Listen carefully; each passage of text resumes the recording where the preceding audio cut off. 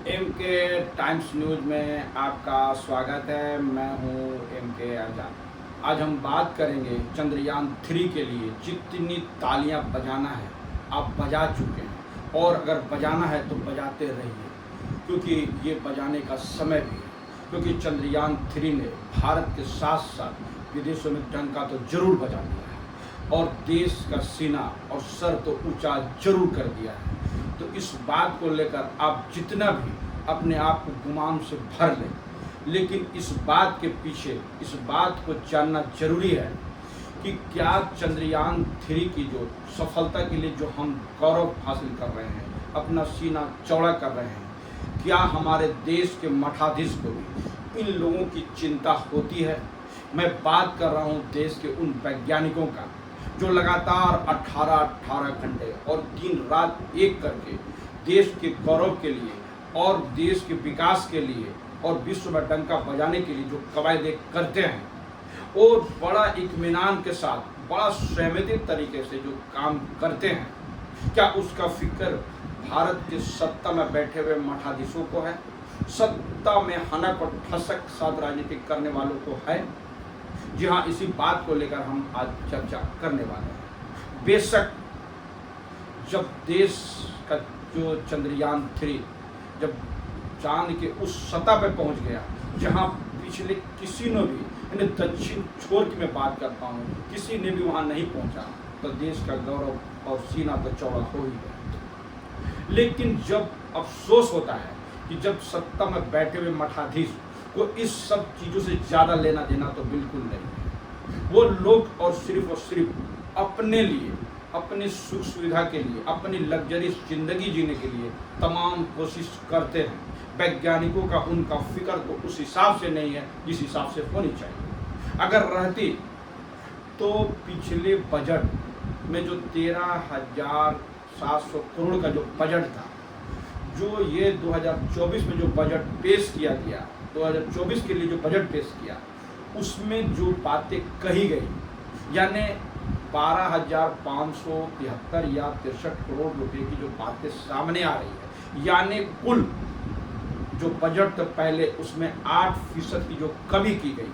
तो कमी क्यों की गई, इस सवाल को लेकर सत्ता के गलियारों में चर्चा का विषय तो बना हुआ है कि जो देश के लिए दिन रात काम करने वाले हैं, जो देश के डंका बजाने वाले हैं, उसके बजट पे कटौती क्यों की गई, जबकि अपनी लग्जरियस लाइफ को और ज़्यादा बेहतर करने के लिए, सुविधाओं से लैस करने के लिए जो कयास और प्रयास किए गए हैं, वो किसी से छुपी हुई बात तो बिल्कुल नहीं है। दूसरी अहम बात कि देश के लिए जो लोग कुर्बानी देते हैं, जो देश के लिए सब कुछ निछावर करने वाले हैं, देश के लिए जो समर्पण करने वाले हैं, देश के लिए जो गौरव बढ़ाने वाले हैं, इन लोगों को चिंता सत्ता के बैठे हुए मठाधीश तो बिल्कुल नहीं करते। जहां मैं इस बात को इसलिए कह रहा हूं कि याद कीजिए, जब देश के लिए गोल्ड मेडल लाने वाली हमारी जो बहनें हैं जो लगातार हमारे देश के लिए गोल्ड मेडल लाए और देश का तिरंगा उस देश में फहराने का भी काम किया जिस देश में लोग जल्दी झंडा तिरंगा नहीं फहराते, यानी देश की आन बान शान हमारी बच्चियाँ जब देश में अपने शान बान के लिए सब कुछ करने के लिए दिन रात मेहनत करती है, और जब उनके सीने पर कोई हाथ लगाता है, उनके इज्जत को तार तार करने की जो कोशिश करता है, उसको गिरफ्तार करने के लिए जो महीनों जंतर मंतर में पड़े और जब पड़े रहे और उसकी जो सूद लेने वाले कोई नहीं बैठे हुए हैं, तो कैसे कहूँ कि देश के लिए सब कुछ समर्पण करने वाले, देश के लिए निछावर करने वालों की सरकार चिंता करती है। और यही तो देखा गया, इस सत्ता के गलियारों में बैठे हुए लोग जो कानून में तेल डालकर इन बातों को इग्नोर कर दिया। देश की बेटियां, देश के सोना लाने वाले, गोल्ड मेडल लाने वाले, ब्रॉन्ज और दूसरे मेडल लाने वालों को सूद लेने वाला जब कोई नहीं है, तो उनके आंखों में आंसू तो साफ दिखाई गया। और ये सारी चीज़ें अमृतकाल में ही चला गया। और दूसरी जो अहम बात मैं बताने जा रहा हूँ देश के वैज्ञानिकों का, जब अंतरिक्ष विभाग का बजट जब 13,700 करोड़ से घटाकर 12,500 करोड़ के आसपास उनको ला दिया गया, तो वो कौन सी मजबूरी और कौन सी ऐसी परिस्थिति देश के सामने खड़ा हुई, ये बात तो कोई बताने से गुरेज करते हैं। लेकिन जब चंद्रयान 3 की सफलता हो गई तो हर लोग इसको क्रेडिट लेने के लिए तो आगे बढ़कर आ ही गए। लेकिन उनकी सूझ लेने की बात हुई, उनकी जो वैज्ञानिकों के जो अंदर की जो परेशानियां थी, उनके जो मेहनत पे जो पानी फेरने का जो काम किया गया था, उसको कौन देखे। जी हाँ, मैं इसीलिए कहा अपने लिए तो 8,000 करोड़ के शाही विमान तक खरीद लिए गए। उस विमान में हर उस चीज़ों का ख्याल रखा गया कि उसको अगर किसी तरह से कोई हमला करे तो पूरी तरह सुरक्षित तो होगा, लेकिन ऐसो आराम के सारे सुख सुविधा अंदर में मौजूद तो है। क्योंकि बात की गई थी कि अमेरिका के राष्ट्रपति जिस विमान से घूमते हैं, उड़ते हैं, जो विकसित देश है, तो भारत भी उस श्रेणी में पहुंच गया। सिर्फ विमान खरीदने से अगर मैं अमेरिका से आगे निकल जाता तो निश्चित तौर पर देश अमेरिका से आगे निकल गया, क्योंकि जिस विमान को अमेरिका के राष्ट्रपति लेके उड़ते हैं वही तो भारत के प्रधानमंत्री भी लेके उड़ने लगे। जी हाँ, और जब बात चली उनके गाड़ियों का काफिला का, तो हमेशा उनकी गाड़ियों की जो चेंजिंग की गई, लगातार उनके मन मुताबिक जो लग्जरियस गाड़ी को सुरक्षा के दृष्टिकोण के बहाने जो लाने की जो प्रयास किया गया, वो सब कुछ तो राजनीतिक गलियारों पे चर्चा का विषय तो बना हुआ है। और ये हो भी क्यों, क्योंकि जब देश में 20 करोड़ से ज़्यादा लोग भूखे सोते हो, 40 करोड़ लोग के जो है फुटपाथ पर सोने के लिए मजबूर हो, और जिस देश में 80 करोड़ लोग 5 किलो अनाज में अपना जिंदगी गुजर बसर करते हो, उस देश के प्रधानमंत्री और माननीयों के लिए जो लग्जरियस लाइफ है, ये तो शर्मनाक बात तो कहा ही जाएगा। इसको कहने में कहाँ गुरेज है। जी हाँ, यही बात तो मैं कहना चाहता हूँ। इसी बात के तो कवायदे, इसी बात को तो आगे ले जाने की बातें हैं कि हमारे जो माननीय हैं वो लोग कर क्या रहे हैं, करना कुछ और चाहिए, कर कुछ और रहे। जी हाँ, और जब सेंट्रल विस्टा एवेन्यू के साउथ एवेन्यू की बात किया जाए, यानी पूरे उस प्रोजेक्ट पर बात किया जाए, तो राष्ट्रपति का भवन, उपराष्ट्रपति का भवन और प्रधानमंत्री का और देश का लोकसभा, जहां सारे चीज़ों का इंतजाम तो 3,000 करोड़ के आसपास खर्च के कर दिया गया, तो ये तो सारा चीज़ इस देश के लिए है जहां पर लोग अपनी कमी से, अपनी परेशानियों से जूझता हुआ नजर आ रहा है। कहा तो ये भी गया था कि सबको जिसका घर नहीं है घर दे दिया जाए। इस बातों का फेरिस्त तो बहुत लंबी है कि सरकार ने वादे क्या किए और पूरा क्या किए। इस तरफ तो मैं इस बात में जाने वाला नहीं, क्योंकि अभी मेरा इशू उधर का बिल्कुल नहीं। आज देश के आन बान शान, देश के वैज्ञानिकों का मसला सामने खड़ा है। जब सब राजनीतिक पार्टियां और खासकर सत्ता में बैठे हुए मठाधीशों का श्रेय लेने का जब होड़ हो जाए, और जब विदेश में बैठे हुए हैं प्रधानमंत्री देश का तिरंगा झंडा लेते हुए जब उनका प्रदर्शन जब भारत की स्ट्रीम मीडिया पर नजर आने लगे, तो सवाल तो बिल्कुल खड़ा हो। और ये तो गोदी मीडिया की हिमाकत ही नहीं है कि वो सरकार से पूछ सके कि उनका बजट क्यों कम किया गया, अंतरिक्ष विभाग का जो बजट था उसको कम क्यों किया गया।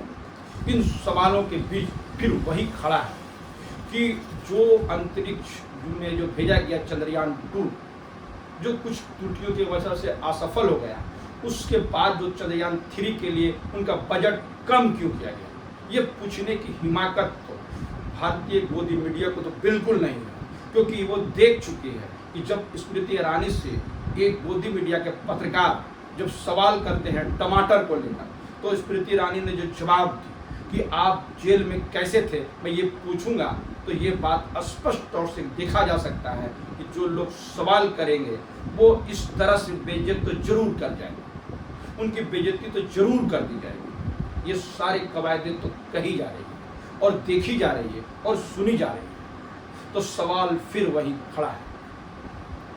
तो बेशक इन सवालों का जवाब जब राजनीतिक गलियारों पर चर्चा का विषय हो, तो ये बात पूछने में सबका हक बनता है कि वो अपने प्रधानमंत्री से एक पत्र लिखकर पूछे कि उन्होंने जो है बजट कम क्यों किया गया, जो हमारा चंद्रयान 3 के जो बजट थे वो कम क्यों किया। उस कम बजट की वजह से वैज्ञानिकों को होने वाले परेशानी तो आसानी से समझा जा सकता है, क्योंकि बजट में अगर कम बजट में किसी चीज़ को चलाने की जो मशक्क़तें होते हैं वो तो वर्तमान में जो हमारे देश की जो महिला है जो घर के बजट तैयार करती है वो आसानी से समझ सकती है कि कम बजट में ज़िंदगी का गुजर बसर कैसे होता है।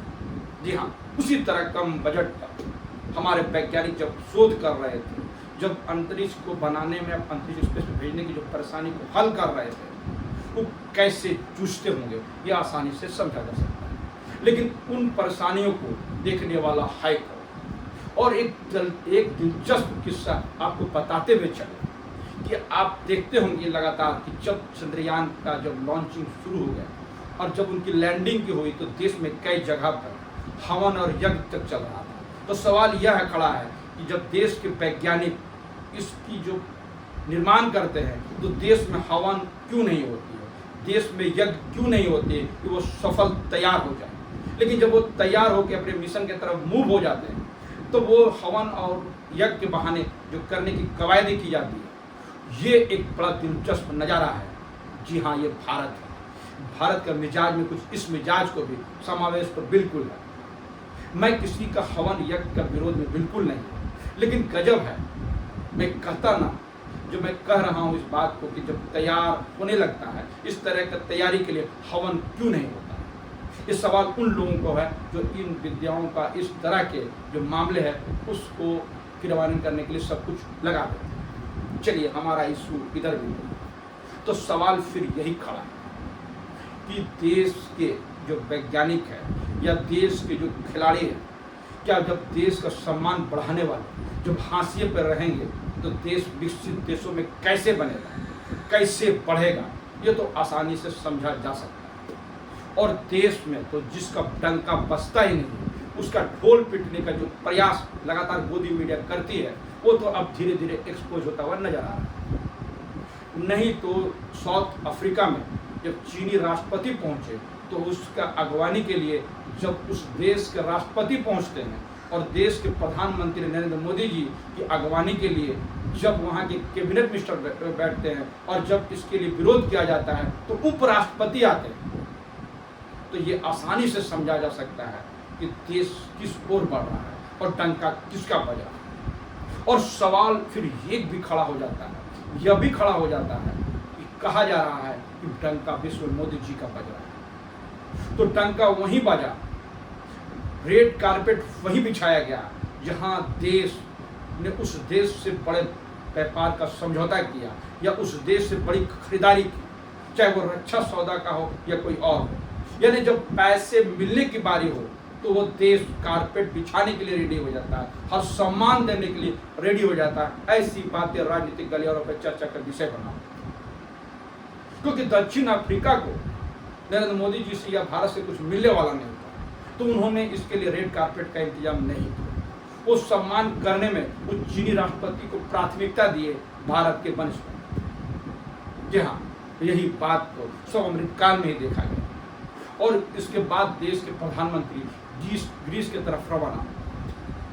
जी हाँ, लगातार विदेश की यात्रा नरेंद्र मोदी की पहचान से बन गई, क्योंकि शाही विमान से उड़ने का मजा ही कुछ और होता है। जिस देश का दौरा हुआ उस देश से भारत को क्या फायदा हुआ ये तो अब दूर की कौड़ी साबित हो रही है। इसको बताने के लिए कोई तैयार नहीं बैठे हुए हैं कि जितने देशों की यात्रा किया उस देश से भारत को मिला क्या, भारत को फायदा क्या हुआ, क्या भारत की जो गरीबी है, भारत की जो मजबूरी है, भारत की जो परेशानी है, क्या उसका हल इन देशों की यात्रा के बाद निकला। राजनीतिक गलियारों पे इस बात को लेकर सवाल खड़े, तो सवाल फिर वही खड़ा कि देश के लिए सब कुछ कर गुजरने वाले हमारे देश के वैज्ञानिक, हमारे देश के खिलाड़ी, हमारे देश के सैनिक जब मशक्कत करते हैं, परेशानियों का सामना करते हैं तो दिल जरूर होता है, दिल में वेदना तो जरूर होता है, क्योंकि हर भारतीय के लिए उनका सम्मान तो बिल्कुल कम ना हो। भले राजनीतिक गलियारों पे और सत्ता में बैठे हुए मठाधीश जो भी करें, वो जिस तरह से इग्नोर करें, जिस तरह से इन लोगों को परेशान करने की हर योजना पे काम करें, इसको दरकिनार करते हुए भारत की जो जनता है उनके मन में इन लोगों के लिए सम्मान तो बिल्कुल बसा हुआ है। तब तो चंद्रयान 3 के लिए भारत के हर लोग तालियों बजाने से गुरेज तो बिल्कुल नहीं किए और बढ़ चढ़ के हिस्सा लिए और उन्होंने चंद्रयान 3 का लाइव देखने के लिए पूरा समय निकाल दिया। जी हाँ, मैं वैज्ञानिकों की बात करूंगा तो कौन सुनता है वैज्ञानिकों को बात। एक रिपोर्ट के मुताबिक भारत के 576 वैज्ञानिकों ने बात लिखी थी नरेंद्र मोदी जी। उन्होंने कहा था कि गोबर और मूत्र के में जो भी सरकार एनर्जी लगा रही है उसको अब करने की ज़्यादा जरूरत बिल्कुल नहीं है। लेकिन सवाल फिर वही खड़ा है कि ऐसे बातों पर प्रधानमंत्री तवज्जो देते हैं या नहीं देते हैं। यह बात तो राजनीतिक लेवल पर चर्चा का विषय तो अलग से बनी थी। और जब वैज्ञानिकों ने जब वाराणसी के बगल में सड़क निर्माण को लेकर जब वैज्ञानिकों ने भारत के प्रधानमंत्री को चेताया था और चिट्ठी लिखी थी, क्या उस चिट्ठी पर भी सरकार ने अमल की? ये भी राजनीतिक गलियारों पर अलग से चर्चा का विषय तो बिल्कुल बना हुआ है। तो वैज्ञानिकों का सुनता कौन है? देश के खिलाड़ियों का सुनता कौन है? देश के सैनिकों का सुनता कौन है? ये सब राजनीतिक गलियारों पर चर्चा का विषय तो बिल्कुल बना हुआ है। और सबसे ज़्यादा जरूरत है कि जो शिक्षा, जिस शिक्षा के बिना पर जब देश के वैज्ञानिक बनेंगे, देश के लिए खिलाड़ी बनेंगे और देश के अन्य क्षेत्रों में अग्रणी भूमिका निभाने वाले लोग हैं, उनकी शिक्षा बजट पे जब लोग सरकार ज़्यादा बजट करने के लिए तैयार नहीं बैठेंगे तो आप आसानी से समझा जा सकता है कि देश का निर्माण होगा तो कैसे होगा। और जीडीपी का 6% जो देश अपनी शिक्षा पर खर्च नहीं करेगा वो विकसित देश कैसे कहलाएगा, ये तो आसानी से समझा जा सकता है। जी हाँ, और वर्तमान में हमारा जीडीपी का 2.9% यानी 2.8 और 9 के बीच में जो जीडीपी का जो खर्च जो शिक्षा बजट पर किया जाता है, तो हम कैसे विकसित देश कहलाएंगे? कैसे इन शिक्षाओं के आधार पर हमारे देश में अच्छे वैज्ञानिक बनेंगे, हमारे देश में अच्छे प्रशिक्षित और लोग बनेंगे, देश में कैसे विकास होगा, ये आसानी से समझा जा सकता है। तो सरकार करे तो क्या? सरकार अच्छी तरह जानती है कि इनसे वोट बैंक तो बिल्कुल नहीं बनते। सरकार को अच्छी तरह मालूम है कि वोट बैंक कैसे बनते हैं। उनके लिए बड़ी बड़ी रैलियां की जाती है, उसमें लाखों खर्च किया जाता है, करोड़ों खर्च किया जाता है, अपने चेहरे को चमकाने के लिए करोड़ों खर्च किए जाते हैं। ये सारी चीज़ें, पोस्टर और बैनर पाट दिए जाते हैं, बड़ी बड़ी रैलियों में गाड़ियों का इंतजाम किया जाता है, फूल मालाओं से लादा जाता है, ऊपर से लोग फूल की बारिश करते हैं। ये सारे चीज़ राजनीति में बैठे हुए सत्य के गलियारों पे अच्छी तरह जानते हैं और वो वोट बैंक बनाते हैं। और जिस चीज़ से भारत की वोट बैंक खड़े होते हैं उसका निर्माण करने के लिए भारत की जो सत्ता में बैठे हुए लोग हैं अपनी अग्रणी भूमिका जरूर निभाते हैं। जी हाँ, यही तो बात है। तो सवाल फिर वही खड़ा है कि जब देश के प्रधानमंत्री जब देश में के वैज्ञानिकों से मिलेंगे तो क्या वैज्ञानिक लोग वो सवाल करने की हिम्मत करेंगे, या भारत की मीडिया वो सवाल खड़ा करेगी, या देश के नागरिक इसके लिए सरकार को आड़े हाथों में लेने का काम करेगी? ये सब बात राजनीतिक गलियारों पर चर्चा का विषय है, तो आने वाला वक्त में पता चलेगा। लेकिन एक वेदना के साथ कि देश के वैज्ञानिक जब रोएंगे, जब देश के जो पदक लाने वाले जब रोएंगे, हमारे देश की बेटियां रोएगी, जब देश के हमारे अग्रणी भूमिका निभाने वाले जब लोग रोएंगे, जब देश की सेना रोएगी, तो सरकार कभी भी चैन से बिल्कुल नहीं बैठ सकती है। ये तो आसानी से समझा जा सकता है। तो हमारा वीडियो ये कैसा लगा अपने कमेंट्स बॉक्स में जरूर कमेंट्स करें, और जिन्होंने अभी तक हमारे न्यूज़ को सब्सक्राइब नहीं किया वो सब्सक्राइब कर दे। नमस्कार।